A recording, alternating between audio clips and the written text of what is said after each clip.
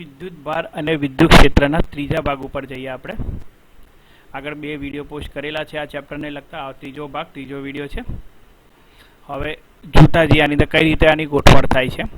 વિદ્યુત ભાર અને વિદ્યુત ક્ષેત્રમાં ત્રીજો ભાગ. એમાં સૌથી પહેલા વિદ્યુત ભારના મૂળભૂત ગુણધર્મો સમજાવો. તમને એવું કહેવામાં આવે છે કે ભાઈ વિદ્યુત ભારના મૂળભૂત ગુણધર્મો સમજાવો. તો વિદ્યુત ભારના અલગ અલગ ગુણધર્મો છે, જેમાં સરવાળાનો ગુણધર્મ, વિદ્યુત પછી મૂળભૂત ગુણધર્મ, સરવાળાનો ગુણધર્મ આવે. પછી આવે વિદ્યુત ભારનું સંરક્ષણ, પછી વિદ્યુત ભારોનું ક્વોન્ટમીકરણ. આવા ત્રણ ગુણધર્મો આપણી જોડે છે. ફરીથી સરવાળાનો ગુણધર્મ, પછી વિદ્યુત ભારનું સંરક્ષણ અને વિદ્યુત ભારોનું ક્વોન્ટમીકરણ. આવા ત્રણ પ્રકારના ગુણધર્મો આપણે જોઈએ. સરવાળાનો ગુણધર્મ બહુ સિમ્પલ છે મિત્રો, કે જે વિદ્યુત ભારોનો જો આપણે સરવાળો કરવામાં આવે તો એ સરવાળો અદિશ રાશિની જેમ આપણે કરીએ છીએ. બરાબર? વિદ્યુત ભાર એ અદિશ રાશિ છે, પરંતુ વિદ્યુત ભાર ધન અને ઋણ હોઈ શકે. હવે વિદ્યુત ભારનો સરવાળો આપણે અદિશની જેમ કરીએ એટલે સીધો સરવાળો, તો એમાં એક પ્રોબ્લેમ આવે છે. કઈ પ્રોબ્લેમ? કે વિદ્યુત ભાર ધન પણ હોય અને વિદ્યુત ભાર ઋણ પણ હોય છે. તો શું કરવાનું? તો તેના માટે વિદ્યુત ભારનો બેઝિક સરવાળો લઈને તેનું પરિણામે વિદ્યુત ભાર મેળવી શકાય. બેઝિક સરવાળો કોને કહેવાય? તો તમે જોઈ શકો છો, ધારો કે કોઈ એક પદાર્થને આપણે અલગ અલગ વિદ્યુત ભાર આપીએ, +1 કુલમ, +2 કુલમ, -3 કુલમ, +4 કુલમ અને -5 કુલમ. આવા અલગ અલગ કોઈ એક વિદ્યુત ભારને આપણે આ રીતે વિદ્યુત ભારિત કરીએ છીએ. ફરીથી +1 કુલમ, +2 કુલમ, પછી +4 કુલમ અને -5 કુલમ. તમે જોઈ શકો છો 1 કુલમ, 2 કુલમ અને 4 કુલમ એ ધન છે, અને 3 કુલમ અને -5 કુલમ એ ઋણ છે. એટલે આ બે જે છે ઋણ અને આ 3 છે ધન. 3 એ 3નો હવે બધાનો સરવાળો કરીએ તો સીધું 5 + 4 + 3 + 2 + 1 ના કરાય. પણ વિદ્યુત ભારના સરવાળાનો ગુણધર્મ એવું કહે છે કે ભાઈ 1 + 2 + 4 એટલે કે ટોટલ થયા 7 - 3 - 5 એટલે કે 7 - 8 એટલે -1 જવાબ અહીંયા આવે. -1 જવાબ આવે. આને કહેવાય વિદ્યુત ભારનો સંરક્ષણનો નિયમ. એટલે કે સીધો સરવાળો કરી જ દેવાનો, પણ ઋણ અને જો ઋણ નિશાની હોય તો ઋણ નિશાની ધ્યાનમાં રાખવાની. એને સરવાળાનો ગુણધર્મ કહેવાય. પછી વિદ્યુત ભાર. પછી જોઈએ વિદ્યુત ભારનું સંરક્ષણ. હવે વિદ્યુત ભારનું સંરક્ષણ કોને કહેવાય? તો વિદ્યુતની દ્રષ્ટિએ અલગ કરેલા તંત્રમાં, અલગ કરેલા તંત્રમાં ગમે તે પ્રક્રિયા થાય તો પણ તંત્રમાંના વિદ્યુત ભારનો બેઝિક સરવાળો અચળ જ રહે છે. એટલે કે વિદ્યુતની દ્રષ્ટિએ અલગ કરેલું તંત્ર કોઈ પણ હોય તો તેમાં વિદ્યુત ભારનો બેઝિક સરવાળો હંમેશા અચળ રહે છે. એવું કઈ રીતે શક્ય બને? પહેલાં તો વિદ્યુતની દ્રષ્ટિએ અલગ કરેલું તંત્ર કોને કહેવાય? તો જો તમે અહીંયા જોઈ શકો છો, વિદ્યુતની દ્રષ્ટિએ જે અલગ કરેલું તંત્ર જેની આપણે વાત કરીએ છીએ અહીંયા છે. આ વિદ્યુતની દ્રષ્ટિએ અલગ કરેલું તંત્ર એટલે કે વિદ્યુત ભારિત કણ એવો એક તંત્ર કે જેમાં વિદ્યુત ભારિત કણ આવજા કરી શકતો નથી, પરંતુ વિદ્યુત ભાર વિહીન કણ, દાખલા તરીકે ફોટોન, એ આવજા કરી શકે છે. ટૂંકમાં તમે કોઈ બેંકમાં ગયા અથવા કોઈ પણ એવી સરકારી ઓફિસ કે બીજી કોઈ ઓફિસમાં ગયા તો તમે માસ્ક વગર અંદર એન્ટ્રી આપી શકે, કોઈ આપતું નથી. કોરોનાના સમયમાં તમને કોઈ માસ્ક વગર એન્ટ્રી ના આપે. એનો મતલબ કે તમે માસ્ક પહેરશો તો જ તમને જવા દેશે. એમ અહીંયા વિદ્યુત ભાર પહેરેલું હશે તો નહીં જવા દે, વિદ્યુત ભાર નહીં હોય તો જ અંદર જવા દેશે. એટલે કે એવું તંત્ર કે જેમાં વિદ્યુત ભારને એન્ટ્રી નથી, વિદ્યુત ભાર માટે નો એન્ટ્રી. વિદ્યુત ભાર વગરનું ગમે તે હોય, પ્રકાશના કિરણો હોય, કોઈ કણ હોય, તરંગ હોય, ગમે તે હોય, જો વિદ્યુત ભાર નથી તો તેને એન્ટ્રી મળી જશે. બરાબર? પછી બીજું કે ભાઈ વિદ્યુતની દ્રષ્ટિએ અલગ કરેલા તંત્રમાં, આ જે વિદ્યુતની દ્રષ્ટિ છે અલગ કરેલા તંત્રમાં એવી જ પ્રક્રિયા શક્ય બને કે જેમાં સમાન મૂલ્યના વિજાતીય વિદ્યુત ભારો એક સાથે ઉત્પન્ન થાય કે નાશ પામે. વિદ્યુતની દ્રષ્ટિએ અલગ કરેલા તંત્રમાં એવી જ પ્રક્રિયા શક્ય બને કે જેમાં સમાન મૂલ્યના વિજાતીય વિદ્યુત ભારો એક સાથે ઉત્પન્ન થાય કે નાશ પામે. ટૂંકમાં કુલ ચોખ્ખો વિદ્યુત ભાર અચળ રહે છે. જ્યારે આપણે કોઈ પદાર્થને ઘસીને વિદ્યુત ભારિત કરીએ છીએ, હા, હવે આ બંને વસ્તુ સમજીએ કે ચોખ્ખો વિદ્યુત ભાર અચળ રહે છે એટલે શું કહેવાય છે. કારણ કે વિદ્યુતની દ્રષ્ટિએ અલગ કરેલા તંત્રમાં વિદ્યુત ભારનો કુલ સરવાળો અચળ રહેવો જોઈએ. તમે હમણાં જ કીધું બેઝિક સરવાળો કેવો જોઈએ? અચળ જોઈએ. હવે જો બેઝિક સરવાળો એનો અચળ જોઈએ તમારે મિત્રો, આ બેઝિક સરવાળો કેવો જોઈએ? અચળ. હવે બેઝિક સરવાળો અચળ જોઈએ એટલે એની અંદર બીજો કોઈ વિદ્યુતભાર ઉત્પન્ન પણ ના થવો જોઈએ કે વિદ્યુતભારનું વિનાશ પણ ના થવો જોઈએ. તો પ્રક્રિયા કેવી થાય કે બીજો કોઈ પ્રક્રિયા થઈ ભૂલથી તો એ પ્રક્રિયા એવી રીતે થાય કે જેમાં સમાન મૂલ્યના વિજાતીય વિદ્યુતભારો એકસાથે ઉત્પન્ન થાય કાં તો વિજાતીય વિદ્યુતભારો નાશ પામે. ટૂંકમાં કુલ ચોખ્ખો જથ્થો અચળ રહે છે. બરાબર. આવી શું વિચારવી હોય તો સમજી શકીએ થોડું આપણે કે આવી પરિસ્થિતિ છે કે ભાઈ તમારી પાસે એક બોક્સ છે જે ઉપરની બાજુ મેં બતાવું છું. જુઓ આ બોક્સની અંદર સમજો આ બોક્સની અંદર જો કોઈ વિકિરણ દાખલ થવું હોય તો થઈ શકે. વિદ્યુતભાર રહિત કોઈ પણ પદાર્થ દાખલ થઈ શકે. પછી ભલે એ બે ભાગમાં વિભાજિત થઈ ગયો, એકમાં ઇલેક્ટ્રોન અને એકમાં પોઝિટ્રોન, તો આ પ્રક્રિયા શક્ય છે. કેમ? કારણ કે પરસ્પર વિરુદ્ધ વીજભાર ધરાવતા કણો ઉત્પન્ન થયા, કાં તો વિરુદ્ધ વીજભાર ધરાવતા કણો નાશ પામે. પરંતુ ખાલી એકલું ઇલેક્ટ્રોન હોય તો આ વસ્તુ શક્ય બનશે નહીં, તો એ ખોટું. બરાબર. આ રીતે એવી પ્રક્રિયા શક્ય બને કે જેની અંદર વિરુદ્ધ વીજભારો કાં તો ઉત્પન્ન થાય અથવા તો નાશ પામે. જ્યારે આપણે કોઈ પદાર્થને ઘસીને વિદ્યુત ભારિત કરીએ છીએ ત્યારે એક પદાર્થમાંથી વિદ્યુતભાર બીજા પદાર્થમાં સ્થાનાંતરિત થાય છે, પરંતુ નવો કોઈ વિદ્યુતભાર ઉત્પન્ન થતો નથી કે નાશ પામતો નથી. કોઈ પણ પદાર્થને ઘસીને વિદ્યુત ભારિત કરીએ ત્યારે એક પદાર્થમાંથી વિદ્યુતભાર બીજા પદાર્થમાં સ્થાનાંતરિત થાય છે, પરંતુ નવો વિદ્યુતભાર ઉત્પન્ન થતો નથી કે નાશ પામતો નથી. સમગ્ર પૃથ્વી એક અલગ કરેલું તંત્ર છે. તમે કાચના સળિયાને રેશમ સાથે ઘસો તો કાચનો સળિયો ધન બને, પણ એ જેટલો ધન બને એટલો જ સામેની બાજુ ઋણ બને, એટલો સામેની બાજુ રેશમ જે છે એ ઋણ બને. પ્લાસ્ટિકના સળિયાની વાત કરીએ, પ્લાસ્ટિકના સળિયાને ફળ સાથે ઘસીએ છીએ તો પ્લાસ્ટિકનો સળિયો ઋણ બને તો સામેની બાજુ ફળ ધન, પણ બંને એક જેટલો ધન બને બીજો એટલો જ ઋણ બને. એટલે કે પ્લસ અને માઇનસ આ જે ગોઠવણ છે બંનેમાં કેવી રહેશે? અચળ. પ્લસ અને માઇનસ બંનેમાં સમાન. જેટલો ધન વિદ્યુતભાર એટલો જ ઋણ વિદ્યુતભાર. પછી છે વિદ્યુતભારોનું ક્વોન્ટમીકરણ. ક્વોન્ટમીકરણ કોને કહેવાય? તો કુદરતમાં જોવા મળતા તમામ વિદ્યુતભારોનું મૂલ્ય, કુદરતમાં જેટલા પણ વિદ્યુતભાર જોવા મળે છે એ તમામ વિદ્યુતભારોનું મૂલ્ય કોઈ મૂળભૂત વિદ્યુતભાર એટલે કે ઇલેક્ટ્રોનનો વિદ્યુતભાર, કોઈ મૂળભૂત વિદ્યુતભાર ના પૂર્ણ ગુણાંક સ્વરૂપે હોય છે અથવા પૂર્ણ ગુણાંકમાં હોય છે.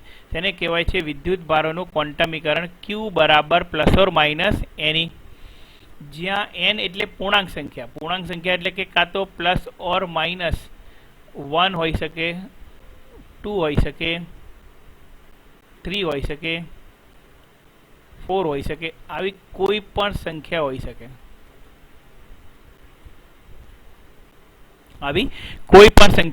ગમે તે પૂર્ણાંક સંખ્યા હોઈ શકે. બરાબર. જેને આપણે કહીએ છીએ વિદ્યુતભારોનું ક્વોન્ટમીકરણ. તમને એમ કહેવામાં આવે કે ભાઈ તમારા ક્લાસમાં 10મા ધોરણમાં કે 9મા ધોરણમાં કે અથવા તો 11 સાયન્સમાં કે 12 સાયન્સમાં કેટલા સંખ્યા ભણતી હતી? તમે કહેશો 50, 40, 30, 10, 90, 80. પણ તમે એમ નહીં કહો કે ભાઈ 50.5 ભણતા હતા કે 50.4 ભણતા હતા. કોઈ બટકો તમે એમ ના કહો કે ભાઈ આ 0.4 છે કે ભાઈ આ 0.6 છે. ના, તમે તો એને એક જ ગણશો. એટલે કાં તો 1, કાં તો 2, કાં તો 3, કાં તો 4. ખ્યાલ આવે છે? એને કહેવાય છે ક્વોન્ટમીકરણ. બધી જ જગ્યાએ વ્યવહારમાં પણ ક્વોન્ટમીકરણ લાગુ પડે છે, બધી જ જગ્યાએ ક્વોન્ટમીકરણ લાગુ પડે છે. તમે કોઈ ચોપડી લેવા કરી ગયા હોય તો તમને એકની જગ્યાએ તમને એમ કે 0.5 આપું, તમને અડધી ચોપડી પાડી ના લઉં તો ના, તમે ના જ પાડો. શું કામનું? બરાબર. એટલે કે આ જે પૂર્ણાંક સંખ્યા મેળવવાની જે મેથડ છે, પૂર્ણાંક સંખ્યા મેળવવાની જે પદ્ધતિ છે એને આપણે ક્વોન્ટમીકરણ કહીએ છીએ. એ મૂળભૂત વિદ્યુતભાર અથવા વિદ્યુતભારનો પ્રાથમિક એકમ. હવે એ મૂળભૂત વિદ્યુતભાર છે અથવા તો વિદ્યુતભારનો પ્રાથમિક એકમ નું મૂલ્ય 1.6 ગુણ્યા 10⁻19 કુલમ છે. એનું મૂલ્ય કેટલું છે? 1.6 ગુણ્યા 10⁻19 કુલમ.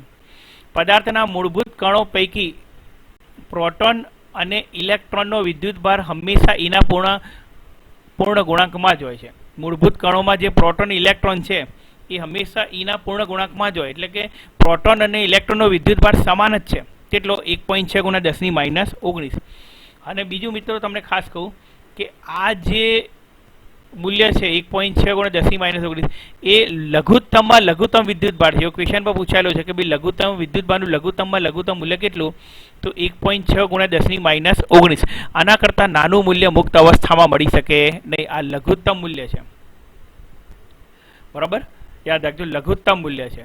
આ વિદ્યુતભારનો જે એકમ છે એ વિદ્યુતભારનો એકમ એટલે કુલંબ, સી તરીકે આપણે ઓળખીએ છીએ. કુલંબ, કુલંબ શું છે એ બીજું જોઈશું આપણે. અને એક કુલંબ એ કોઈ વાહક, હવે એક કુલંબ કઈ રીતે નક્કી થાય, તો એક કુલંબ એટલે શું, તો એ વાહક તારમાંથી 1 એમ્પીયર પ્રવાહ વહેતો હોય. જો કોઈ વાહક તારમાંથી 1 એમ્પીયર પ્રવાહ વહેતો હોય તો 1 સેકન્ડમાં વહન પામતો વિદ્યુતભાર એટલે કે 1 કુલંબ. એટલે તમારા ઘરની અંદર કોઈ વાહક તાર છે, જો એમાં 1 એમ્પીયર પ્રવાહ વહેતો હોય તો 1 સેકન્ડમાં કેટલો વિદ્યુતભાર નીકળી જાય, એને આપણે કહીએ છીએ 1 કુલંબ.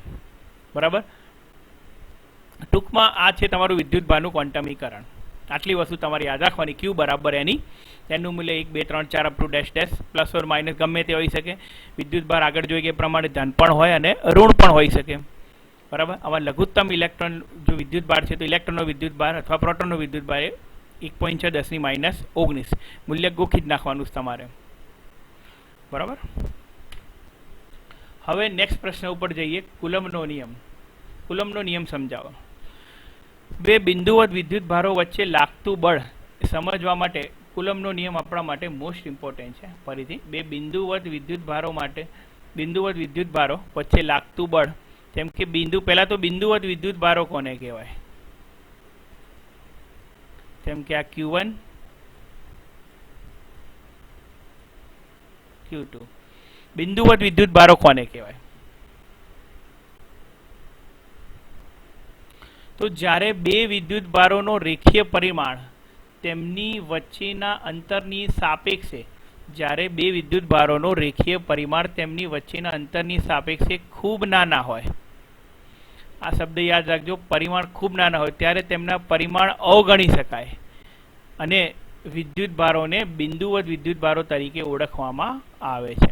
એટલે બે વિદ્યુતભારો વચ્ચેનું અંતર એટલું બધું વધારે હોય, બહુ જ વધારે, કે એની સાપેક્ષે વિદ્યુતભારોના પરિમાણને અવગણી શકાય, તો એવા વિદ્યુતભારોને બિંદુવત વિદ્યુતભારો કહેવાય. જો 11 સાયન્સમાં યાદ હોય તમને મિત્રો, તો આપણે આગળ વાત કરેલી બીજા ચેપ્ટરની અંદર 11 સાયન્સમાં સૌથી પહેલા ભાગની અંદર કે ભાઈ સૂર્ય અને ગ્રહો વચ્ચેનું અંતર એટલું બધું વધારે છે કે સૂર્યની સાપેક્ષે અથવા અંતરની સાપેક્ષે ગ્રહોને બિંદુવત લેવાય છે. હવે ગ્રહને બિંદુવત લેવાય, ગ્રહનું વજન કેટલું બધું છે છતાં પણ એ બિંદુવત લેવાય છે. તમે શુક્રના તારાને જુઓ તો એક ટપકા જેવું જ દેખાય છે, તો એ બિંદુવત થઈ ગયું. કેમ? કારણ કે અંતર બહુ વધારે છે. તે એવું વિદ્યુતભાર માટે થાય. પણ મિત્રો વિદ્યુતભાર માટે કેટલું અંતર હોય? કિલોમીટરમાં ના, મીટરમાં ના, સેન્ટીમીટરમાં ના, મિલીમીટરમાં ના. તો વિદ્યુતભારો વચ્ચેનું અંતર એ માઇક્રોમીટર હોય, સેન્ટીમીટર પણ નહીં, પણ મિલીમીટર હોય, કાં તો એંગસ્ટ્રોમના ક્રમનું હોય, બહુ જ ઓછું અંતર હોય. એટલે વિદ્યુતભાર તો કેવા હશે તમે જોઈ શકો નહીં એવા. યાદ રાખજો. બરાબર, હવે આખો મેઇન નિયમ સમજીએ કુલમ્બનો, કે ભાઈ કુલમ્બ શું કહે છે? તો વિદ્યુતની દ્રષ્ટિએ બે બિંદુવત સ્થિર વિદ્યુતભારો, આગળનું નહીં ફરીથી, બે બિંદુવત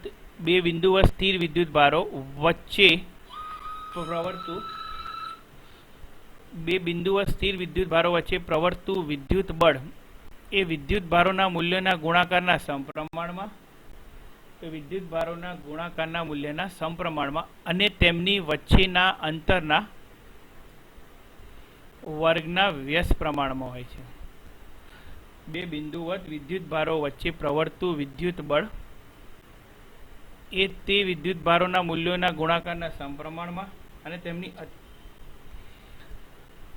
તેમની વચ્ચેના અંતરના વર્ગના વ્યસ્ત પ્રમાણમાં હોય છે.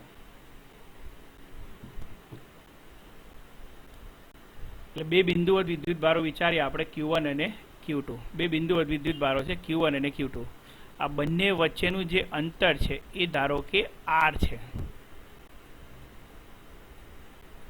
તો બે વિદ્યુતભારો વચ્ચે લાગતું બળ એકબીજાથી R અંતરે રહેલા Q1 અને Q2 વિદ્યુતભાર વચ્ચે લાગતું બળ F ચલે છે Q1 Q2 upon R². તેથી F બરાબર, હવે ચલે છે નિશાની દૂર કરી એટલે અચળાંક મૂકીશું K. F બરાબર K Q1 Q2 upon R². ફરીથી F બરાબર K Q1 Q2 upon R², જ્યાં K એ સપ્રમાણતાનો અચળાંક છે. શૂન્યાવકાશ માટે કે નું એસઆઈ મૂલ્ય શોધી કાઢ્યું છે 8.9875 ગુણ્યા 10⁹ ન્યૂટન મીટર સ્ક્વેર પર કુલમ સ્ક્વેર. હા, કે નો એકમ ઘણી વખત પૂછાય છે. કે નો એકમ લખો તો કે નો એકમ છે ન્યૂટન મીટર સ્ક્વેર પર કુલમ સ્ક્વેર. કઈ રીતે? તો બળનો એકમ ન્યૂટન આવે એટલે તમે એફ લખશો તો એ ન્યૂટન થઈ જશે. પછી Q1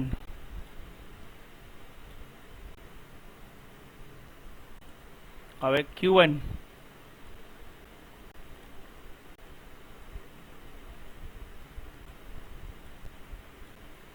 Q1 એનો એકમ કુલમ. પછી Q2 નો એકમ પણ કુલમ જ આવે એટલે કુલમ બે વખત આવ્યા, કુલમ સ્ક્વેર એટલે કે ન્યૂટન, આ કુલમ સ્ક્વેર. અને R નો એકમ છે મીટર. R નો એકમ શું આવે? મીટર. એટલે આ થઈ જશે ન્યૂટન ઉપર છે, આ ઉપર જશે એટલે કે ન્યૂટન મીટર સ્ક્વેર પર coulomb square. Newton metre square પર કુલમ સ્ક્વેર. એટલે શૂન્યાવકાશમાં કે નું એસઆઈ મૂલ્ય 8.9875 ગુણ્યા 10⁹ ન્યૂટન મીટર સ્ક્વેર પર કુલમ સ્ક્વેર. એટલે કે 9 ગુણ્યા 10⁹ ન્યૂટન મીટર સ્ક્વેર પર કુલમ સ્ક્વેર. આ કે નું મૂલ્ય થાય. બરાબર, ક્યાંથી આવે છે એ પણ આગળ જોઈએ. હવે જો Q1 બરાબર Q2 બરાબર 1 કુલમ હોય અને R બરાબર 1 મીટર હોય તો એના માટે F નું મૂલ્ય કેટલું મળે? તો F બરાબર 9 ગુણ્યા 10⁹ ન્યૂટન મળે. F બરાબર 9 ગુણ્યા 10⁹ ન્યૂટન મળે. એટલે કે 1 કુલમ એ જેટલો જ વિદ્યુત ભાર. 1 કુલમ કેટલો વિદ્યુત ભાર છે? તો 1 કુલમ એટલો જ વિદ્યુત ભાર છે કે તેટલા જ મૂલ્યના બીજા વિદ્યુત ભારથી શૂન્યાવકાશમાં 1 મીટર અંતરે મૂકતા 9 ગુણ્યા 10⁹ ન્યૂટનનું અપાકર્ષણ બળ વિદ્યુત બળ અનુભવે છે. ફરીથી 1 કુલમ કોને કહેવાય? તો ધારો કે બે વિદ્યુત ભારો કે જેનું મૂલ્ય 1 કુલમ છે અથવા એનું મૂલ્ય x છે. તો બે વિદ્યુત ભારો વચ્ચે લાગતું બળ જો 9 ગુણ્યા 10⁹ ન્યૂટન હોય તો એ વિદ્યુત ભાર કેટલું મૂલ્ય ધરાવતું હશે? 1 કુલમ. બંને વચ્ચેનું અંતર આપણે 1 મીટર લીધું છે. આ ખાલી આકૃતિ માટે, સમજવા માટે, વ્યાખ્યા બનાવવા માટે 1 મીટર લીધું છે. 1 મીટર અંતરે કોઈ બે વિદ્યુત ભાર હોય નહીં. 1 મીટર તમે વિચારી શકો એટલા મોટા અંતરે બે વિદ્યુત ભારો સ્થિર રહી શકે નહીં. બરાબર, મળી જ ના શકે એટલા અંતરે. એટલે 1 મીટર માત્ર વ્યાખ્યા પૂરતું એસઆઈ એકમ પદ્ધતિના ઉપયોગ માટે આપણે લીધેલું છે, યાદ રાખજો. હવે કે ની જે વાત કરીએ છીએ, કે છે શું? તો કે એકચ્યુઅલી છે 1/4πε0. કે એટલે 1/4πε0 બતાવે છે. 1/4πε0 જે ε0 એ શૂન્યાવકાશની પરમિટિવિટી, પરાવૈદ્યુતાંક કહેવાય છે. પરમિટિવિટી એટલે કે વિદ્યુત ક્ષેત્રનો થોડો કન્સેપ્ટ છે, વિદ્યુત ક્ષેત્ર રેખાનો, જે આગળ જોઈશું. હાલમાં એટલું જ યાદ રાખીશું કે ε0, ફરીથી કહું છું, ε0 એ શૂન્યાવકાશની પરમિટિવિટી છે કે જેનું મૂલ્ય 8.854 ગુણ્યા 10⁻12 કુલમ સ્ક્વેર પર ન્યૂટન મીટર સ્ક્વેર છે. ε0 નું મૂલ્ય 8.854 ગુણ્યા 10⁻12 કુલમ સ્ક્વેર પર ન્યૂટન મીટર સ્ક્વેર છે. જ્યાં F બરાબર 1/4πε0 Q1 Q2 upon R square. એટલે આખું સૂત્ર તમારું બનનું કેવું મળે? F બરાબર 1/4πε0 Q1 Q2 upon R square. બરાબર, આ રીતની આપણને ગોઠવણ મળશે.